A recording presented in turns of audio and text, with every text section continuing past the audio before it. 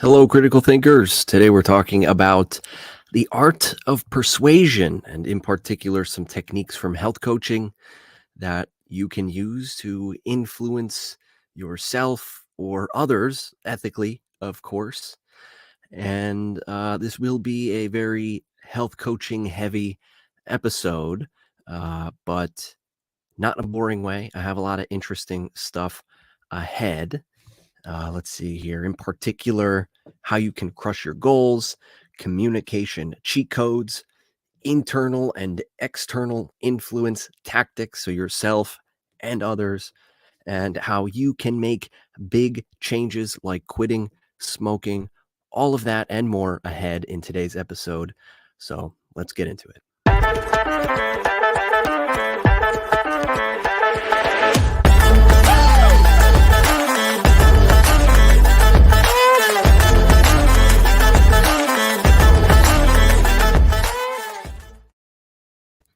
So health coaching is still kind of new. At least it's still emerging as a popular field. And so when I tell people that I am a health coach, some think that I am a fitness trainer, and I'm going to tell them which exercises they should do. Some people think that I'm going to tell them what diet they should eat. They think I'm a dietitian. Others think that I'm going to take away some of their behaviors. They might lie to me or leave things out when they talk to me because they think that I'm going to judge them, and so none of that is the case. That is not what I do as a health coach. Health coaching is very conversational, and it is all mostly focused around behavior change. And there's a lot. I had a lot of realizations lately as I thought about putting this episode together. And a big part of what we do is we help induce that flip of a switch that some people describe. So we tap into the potential that's already there. And here's one way to think of this. I don't know. This is still a new thought, so I don't know how this will be received. But sometimes people have big things happen to them in life. Maybe it's a death in the family, or a divorce, or maybe even a wedding, something more positive. And moments like that sometimes prompt self-analysis, introspection, asking a lot of questions, reevaluation. And by asking those questions, some people decide to make some big changes. That's when you see things like, hey, you lost a lot of weight. What happened? Oh, I got divorced. And but part of what we do as health coaches is we help to ask those questions without some sort of traumatic event like a death or a divorce.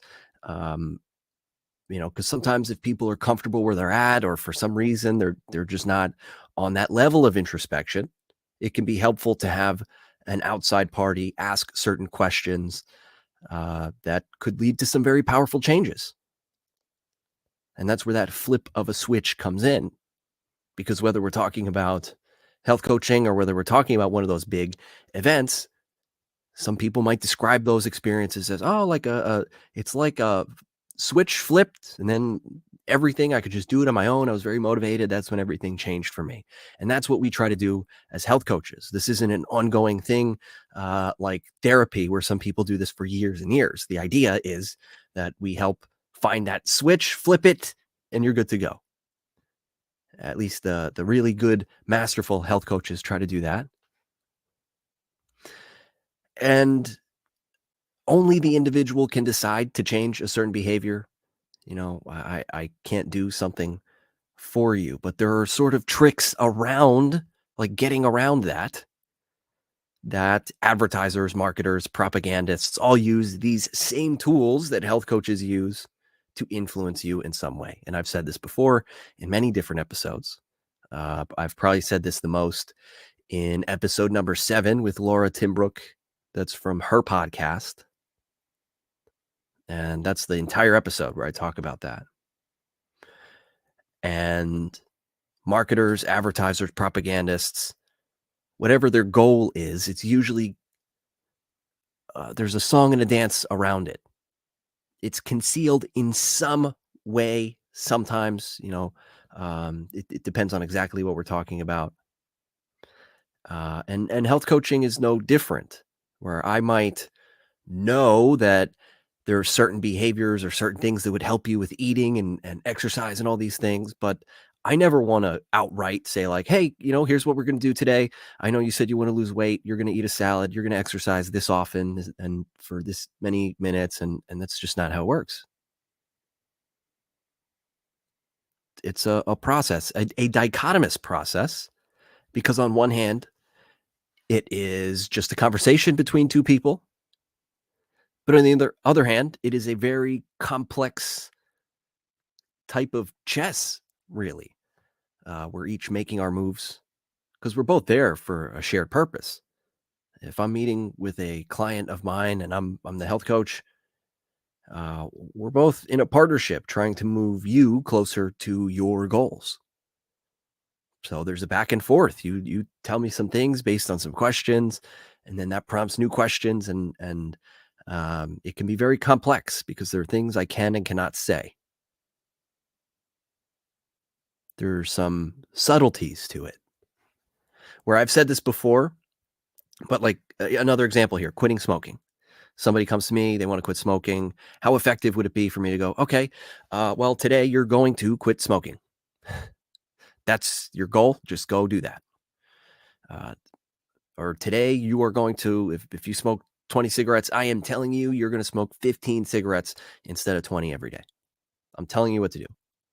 Doesn't work. If anything, you might want to smoke more cigarettes. So we're there for that shared purpose of getting you to quit smoking, but I can't say something like that outright. I have to sort of be a little bit concealed.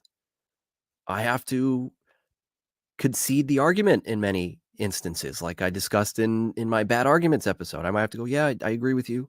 Yes, because if I disagree with somebody, then I get pushed back and we create an adversarial relationship. So there are a lot of complexities to this, but before I complicate it, let's get back on track here. I do want to emphasize that even if you have no interest at all in health coaching, that's fine.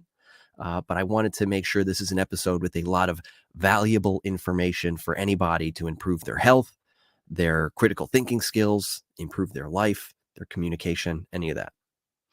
And continuing on that, intricate communication skills are used in health coaching. To be more specific, we have to spend a lot of time learning from certain textbooks that go on about motivational interviewing. This is asking questions in a certain way to deliberately elicit a motivational response. Because, I mean, on the other hand, I can ask a whole set of questions to demotivate somebody. We know that questions can be very powerful. Like if I wanted to, and I don't, but if I wanted to demotivate somebody, I could say like, why do you keep failing at this? Like, why are you, I could be mean and like call them names. Like, why are you a loser? And not advocating for that, but I'm trying to highlight a point here. You can say things a certain way and that will motivate them to maybe not work on their health. That would be very bad. So motivational interviewing is tell me about some of your strengths. Tell me about some big accomplishments you've had lately. And so that starts eliciting some of the positive, they start entering in their heads a more positive place. They start thinking of their successes. And this makes it easier to move them in a certain direction if that's where we're trying to go. Or even things like appreciative inquiry, very much in line with motivational interviewing, where I'm asking questions in a certain way um, to acknowledge certain things about the client or the member. There's nonviolent communication because there is a confrontational aspect to health coaching where sometimes I have to challenge you.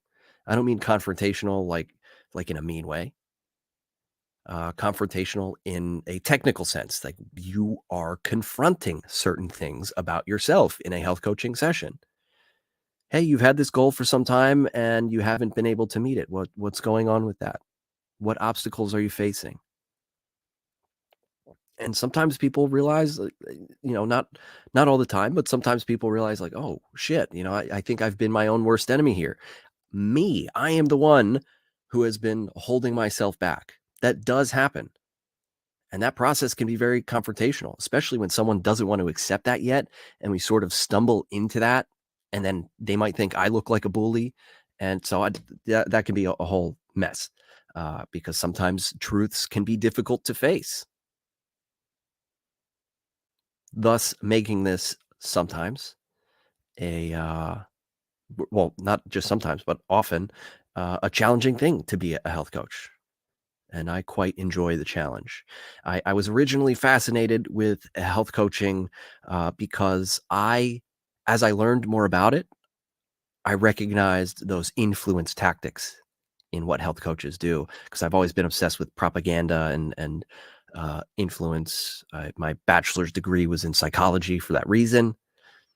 And I was listening to an episode of the Joe Rogan podcast where I heard Chris Kresser talking about many of the problems in the modern healthcare system and how health coaching was in many ways a solution to those problems. And that piqued my interest. I didn't immediately look into it too much, but I just kept hearing more and more about it. And I eventually saw it as a way to apply my psychology skills. And I've been happy with it ever since. And the thing, like those similarities with propaganda and health coaching is like both of them share the fact that you want to influence people to do certain things without necessarily them realizing exactly what you're doing. And that goes back to what I said before. Like, I don't want to tell people like, all right, like you're going to exercise and you're going to eat this. And like, I'm not telling people what to do in that way. There's a type of subtlety to it. And the goal really is to empower them. So even though propaganda is often seen as a bad thing, I'm trying to flip that switch in a way where they can do their goals and they can work on their health or whatever it is in a way where they don't have to be told to do something because I don't want to tell people what to do. So health coaching can be propagandistic. And even further, if you still doubt that, part of what we do as health coaches is we listen to such an extent to what you're saying to kind of use it against you in like the best, most positive way. So we might call on like to what your strengths are and your past successes and all those things that I've said before. And we're really listening deeply. And we have like I'm thinking like, okay, I'm gonna save that for later. Because what about when you start talking negative and you come up with your weaknesses and all these obstacles? Because then I can pull out those tools for later and go, okay, well, earlier you were telling me about times you overcame obstacles and you told me about your strengths. Like, how do those factor in here? And I'm really just using those things that you externalized and sort of throwing them back at you so you can use those tools at your own disposal. It's kind of fun. Most people know what they need to do. They just get stuck for some reason. Most people know that they should exercise. They know that they should not eat shit food. They know that they should not surround themselves with people that are not conducive to the goals that they might have. If you want to be healthy, if you want to be someone who doesn't smoke cigarettes, well, you know that you shouldn't be hanging around people who just chain smoke cigarettes. You know this, but people get stuck in having the right information, making certain decisions, overcoming obstacles. And so that's where externalization, articulating things out loud, expressing your thoughts, all can help move things forward. If I think for you, if I tell you what to do, I have failed at my job. I am not here to give you orders or make decisions for you. And that's why when people hear that, like, well, what the hell are you doing then? People don't know exactly what we do.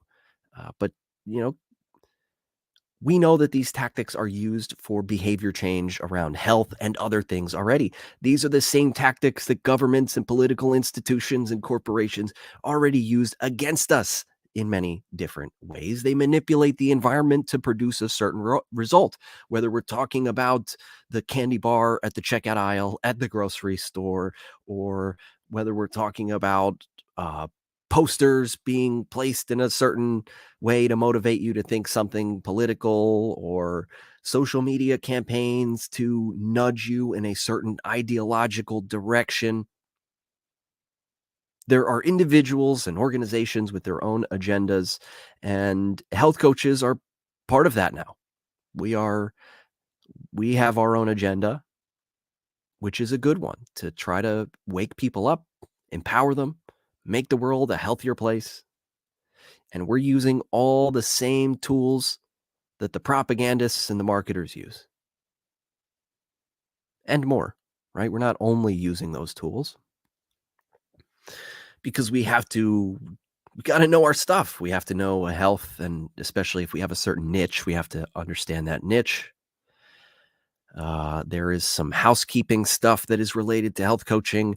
So this can be relevant to anybody, and that's goal setting. One thing we do as health coaches is we help people reach goals by breaking them down into smaller pieces. And that isn't exactly intuitive or easy to do all the time. Some people, they might have a goal. I want to lose weight. I hear this a lot. I want to lose weight. Well, that's more of an idea than a goal. Even I'm going to lose weight is a wish. So I am going to lose weight by exercising at Planet Fitness for an hour, 5 days a week. And on the weekends are my rest days. And I'll do that for 2 months before I revisit the idea. And so that's at least more specific. And I mean, there's a whole lot of intricacies to that too. Some people fail to set specific goals because when they define the parameters of what they're reaching for, well, they might fail. And people don't want to admit failure or to even present the opportunity for failure. And this happens both with individuals and both with sometimes coaching clients. Some people hire a coach and they feel better right off the bat, and they might, hey, I don't really want to make this goal any more specific, and they'll do that because if they do, they might fail. I see this sometimes, and yeah, it's tough. I can't. There's certain things I can't fix. People have to make these decisions for themselves, and this is true of health coaches and business coaches, any coach.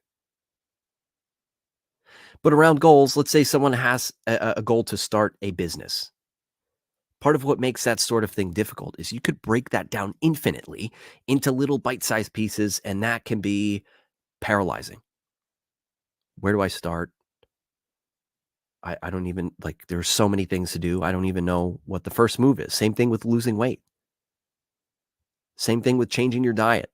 Same thing with improving your sleep, reducing your stress. We help you figure out where exactly you're trying to get to with those things, break it down, leverage your strengths in order to help you succeed. Consider overcoming obstacles, whether they are some sort of physical obstacle, like a family member that is a bad influence, or whether they are psychological obstacles, fear of failure, self-sabotage, things like that. And so one takeaway here might be to not be afraid of confrontation, whether it is a coach confronting you in a positive way, or whether it is you confronting yourself about some psychological obstacle that you've sort of been brushing aside, sweeping under the rug, that might be holding you back, when it could be you just move that one piece in your mind. And that opens up the floodgates for success and positivity and health.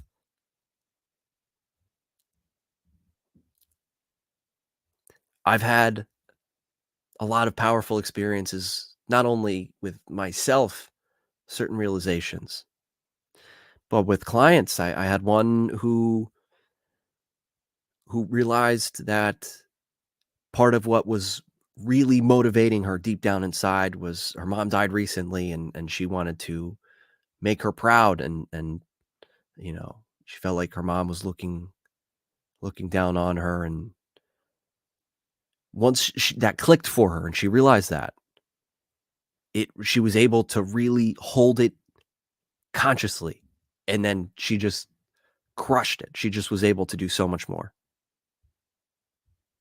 And there are things like this. I mean, that's just one unique example. But people have all kinds of things going on in their heads, rolling around in the back of their head, and they never really think about it. And sometimes bringing those things to the forefront can change lives completely, and it can be rewarding for both parties. And that might sound a little, there might be some skeptics out there. But we know that this works not only from the research, not only from my own personal experience and the experience of many other health coaches, but there are, health coaching is an entire industry along with a similar industry of the quit smoking industry. And although in some instances pharmaceuticals are used, we know that many people are able to quit smoking just by coaching programs where they use sometimes board certified health coaches, sometimes not.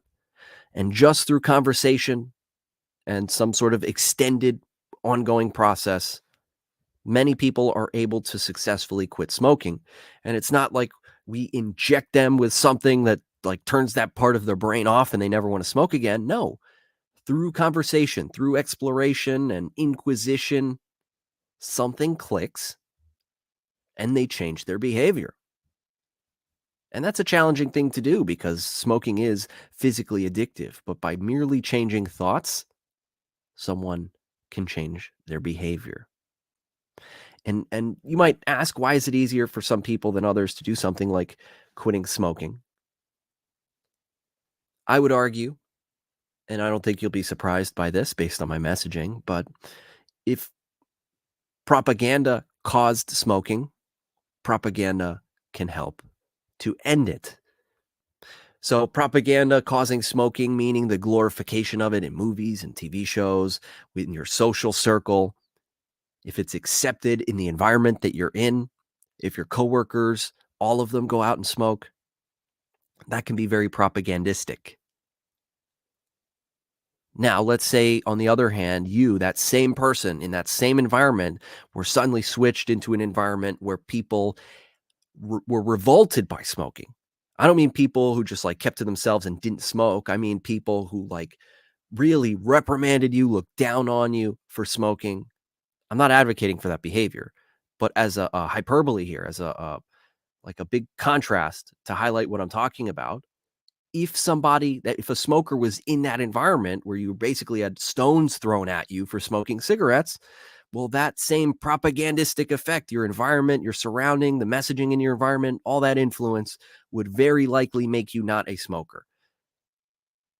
And so that's part of the process of somebody quitting smoking, is not to find people to throw stones at you and ridicule you, but to change your environment in a way where your environment is more conducive to the goals that you have. So you associate with people who are not encouraging that behavior.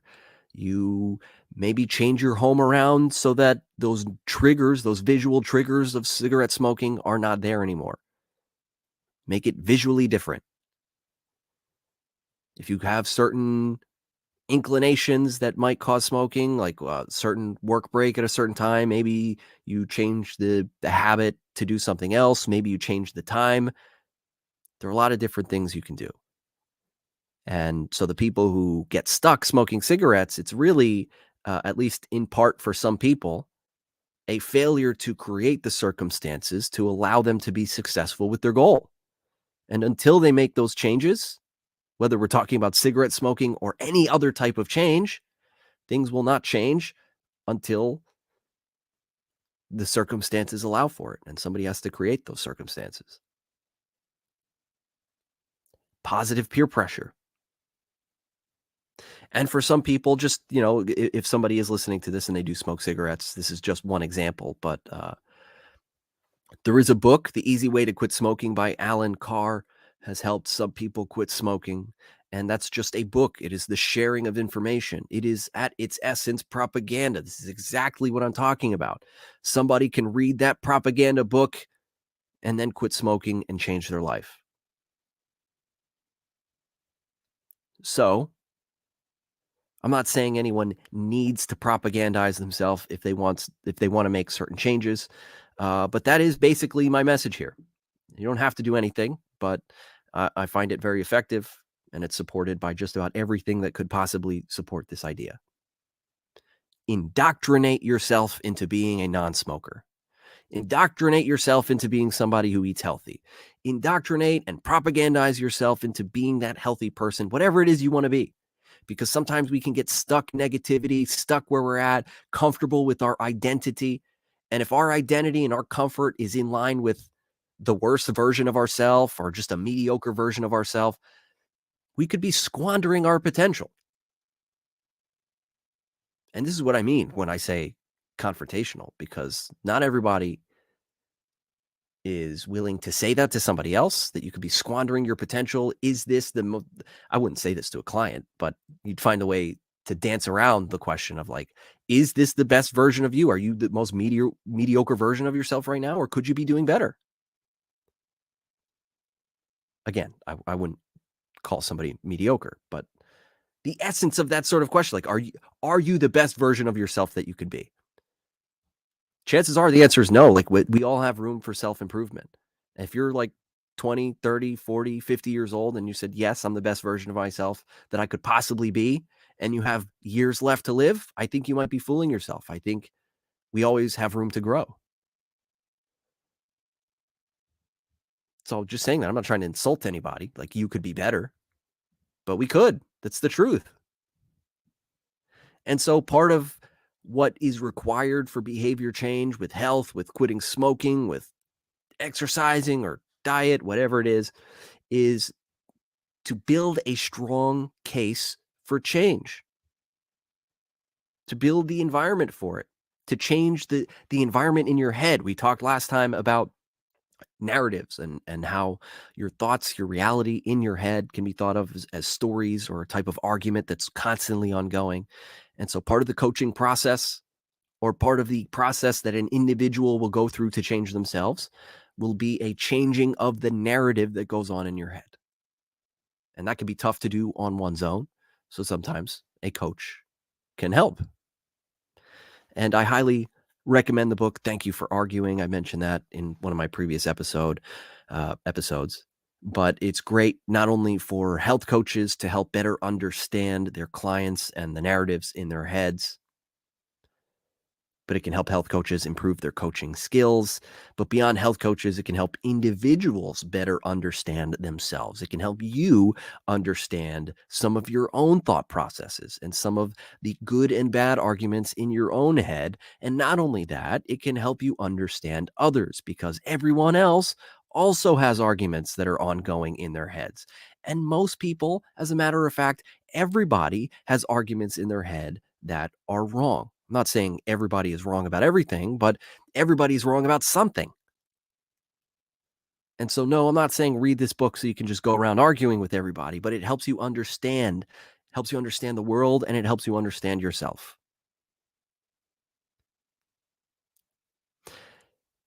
And part of the importance of a board certified health coach is if somebody's just a regular Joe Schmo calling themselves a health coach, these people are, well, they don't go through the same training we do. So they tend to make bad arguments like you need to eat healthier. You come to me and I'm telling you, you need to eat healthier. That's a bad argument for change. That's the appeal to authority. I'm telling you, you need to do something. But board certified health coaches are ninjas and understand the complexities in a judo expert level of arguing. And in a sense, we force you to make my argument for me. Because I mean, I know how to get from A to B. I know the behavioral intricacies. And I know all these things, but it doesn't matter. My appeal to authority, telling you what I know and telling you you need to do this, doesn't mean shit. So I'm here to help you build new arguments for change, help you build the case, help you write over the programming that is currently operating your mind and writing new programming. And I mean that very technically, all while saying as little as possible, all while not really directing. And there are times to direct, but for the most part, it's a guiding process.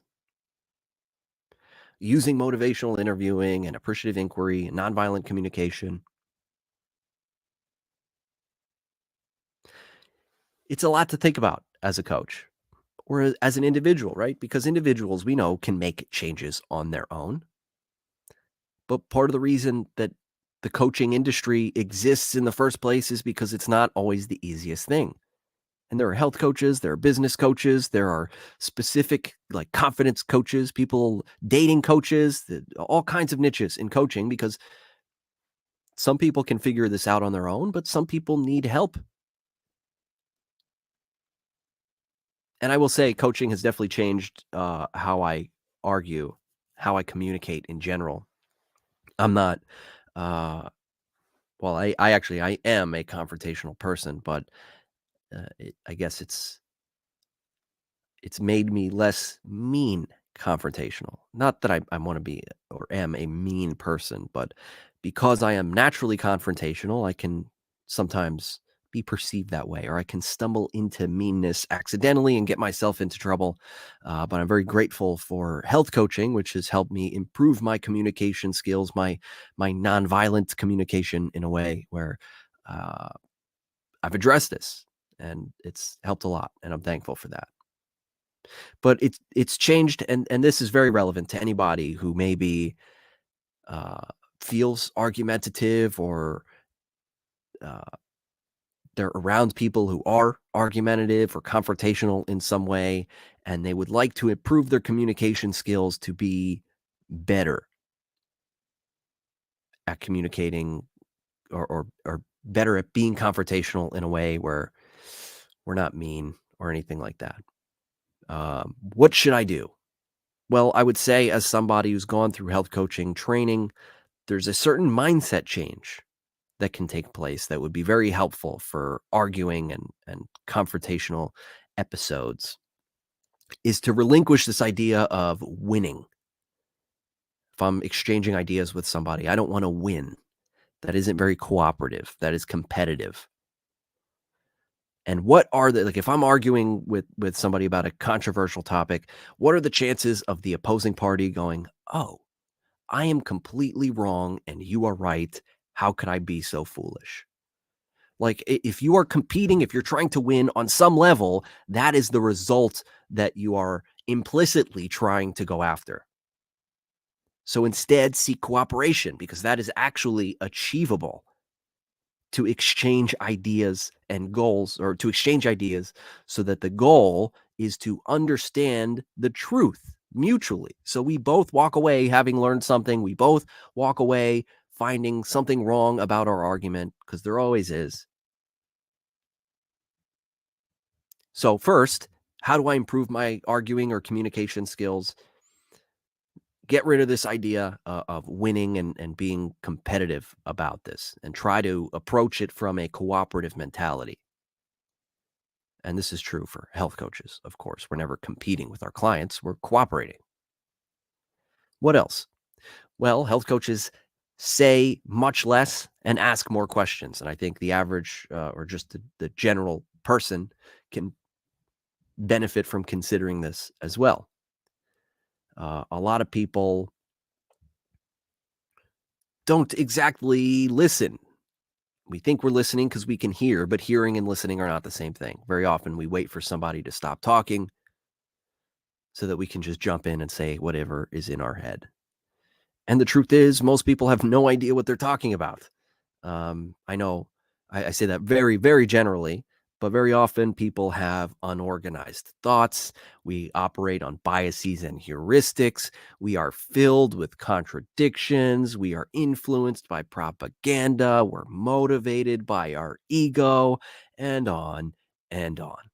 And I say this because if we are arguing with somebody in a way that starts approaching confrontation in a bad way, remember to choose battles and be respectful because sometimes it is not worth going on.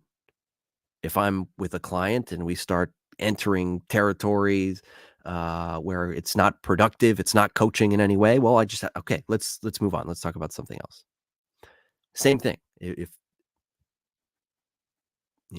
in real life, choose battles and be respectful. Because sometimes also this I haven't, I guess, experienced this in coaching, but just in real life. Some people don't accept reality. Some people are immature. Some people are agenda driven. And in the context here of arguing, uh, the most productive and healthy thing and mindful thing and mature thing and respectful thing is to just let it go. Because if we are seeking truth and cooperation and the open exchange of ideas, uh, will it be accomplished by engaging with those types of people who are immature, who are just ideologically driven, or who won't accept reality? I had somebody tell me, I won't be specific, but somebody was expressing an opinion and they said, this is fact. And so if somebody doesn't understand the difference between fact and opinion, that's a big red flag. Just move on from the argument. But I don't want to get too far away from things that also relate to health coaching. So when we are arguing with somebody, it's important to show genuine interest and authentically have curiosity about the other person's side. And that fails to happen when we are just waiting for somebody to shut up so we can jump in and say our idea. When we're doing that, you can see it, like we're tapping our foot. We're like, yeah, come on, get to the point, get to the point. We're not really listening. So it can be helpful to sort of have faith in your own brain, to have the idea, whatever idea you have that you're trying to hold on to, have faith in yourself that it will come to you when they're done talking, and trust that you'll get more benefit from the conversation if you show genuine interest and authentically have curiosity about the other side. Because especially if you are a little bit competitive and you are, and I'm not advocating for this, but if you are trying to, um, have a back and forth where it is like a debate sort of thing, um, sometimes people can make their case without saying a single word, just by examining what the other party says. So if you show genuine interest and authentically have curiosity about the other person's side, I mean, you could spend the whole debate tearing apart their argument, finding all the contradictions and flaws, and you might never even have to say a word about your opinion. Um, that's not exactly related to health coaching, but as I say that, I'll remind you to be careful not to be a bully, because if you win an argument, that doesn't mean you're right. It means you argued better and you missed an opportunity to have someone on your team. You might have made an enemy. You might have missed an opportunity to positively influence the world. And instead of seeking cooperation, you sought some sort of intellectual challenge.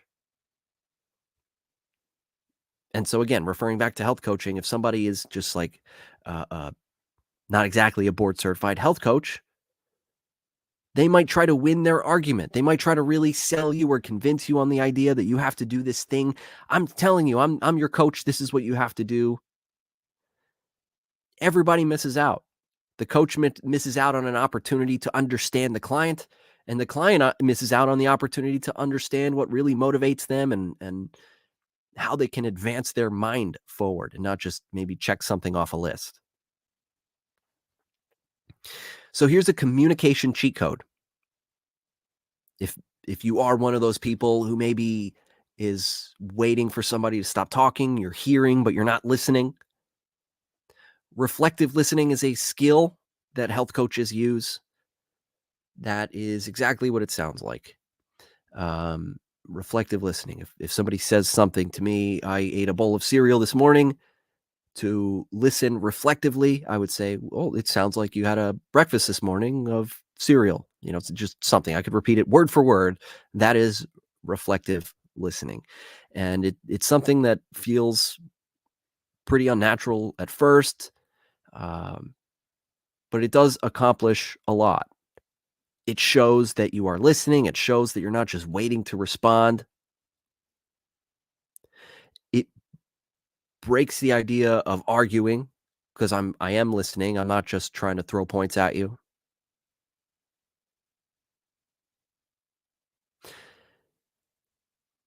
And why do people go to a therapist? I guess to feel heard. It could be a lot of reasons. But it's about asking the right questions and trying to overcome certain things. The therapist is very much focused on the past, but a health coach is very much focused on the future. And it's just about asking the right questions to accomplish a certain result. And therapists and health coaches both use this reflective listening tool to evoke certain responses. And so you can use this in everyday conversation, in arguing, in try it out because it really causes a different response in conversation. It really tunes people in. It really gets us on the same wavelength.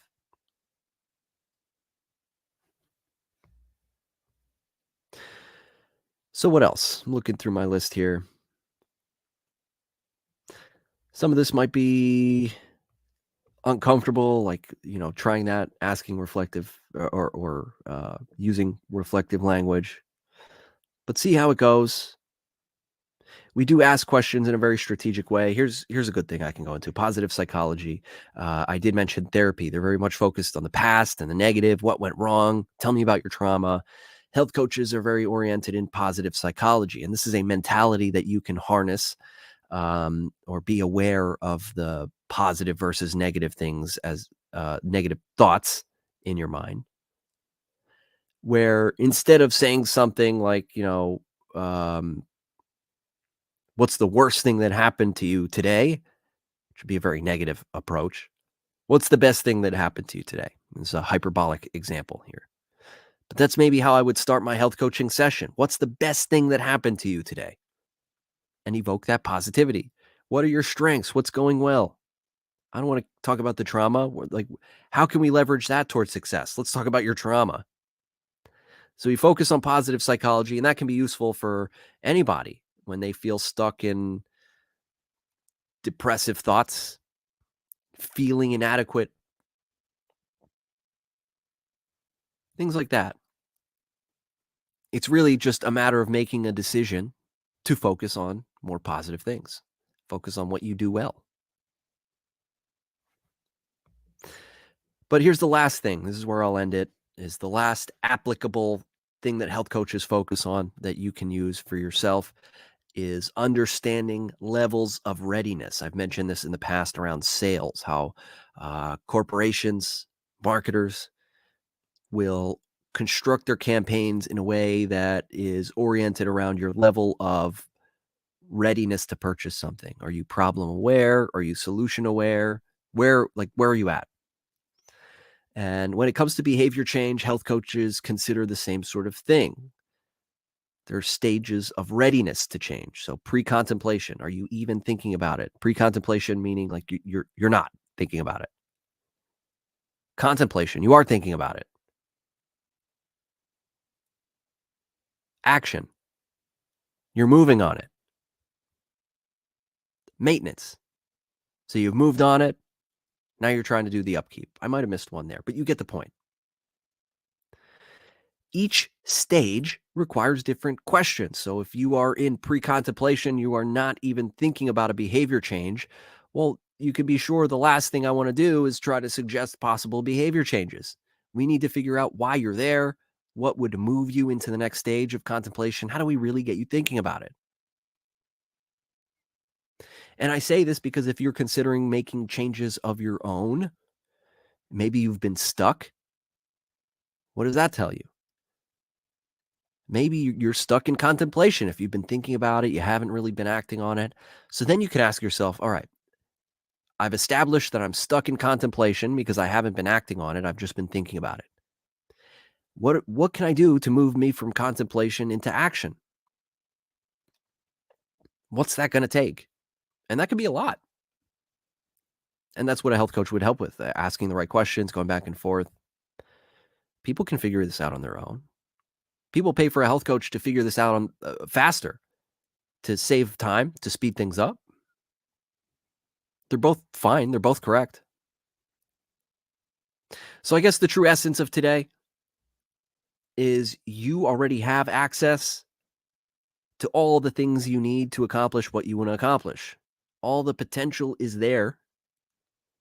But have you been asking yourself the right questions? Have you been avoiding some of the right questions? Do you need a health coach to help you bridge the gap? Well, if you do, check out MikeVera.com. That's Mike Vera. Or my business page is redpillhealthandwellness.com. If you've been listening to my show, you know that I'm all about independent, health-free speech, and my mission is to make the world a healthier and more awake place. I operate on nothing but truth and integrity and an obsession for health and influence and propaganda and using all these different things for a positive force. I want to have a positive influence on the world, and I need your help to do it. So check out my websites or consider joining my paid health coaching program, Red Pill Your Health, if you want to transform your health and get around all the misinformation and propaganda. You know what you want to do. You have some idea of how you're going to do it. And if you've been stuck or you just want to really accelerate your process, check out that program. You can find it at my website. Or just like the video, share, subscribe, or if you're listening to this on Spotify or any of the audio versions, please share it, spread the word, subscribe, all that good stuff. And last but not least, please give me some something. What do you want to hear next? Anything stand out to you? What are your thoughts? Even if just to say hello, let me know in the comments. But I think that's it. So stay healthy and stay awake.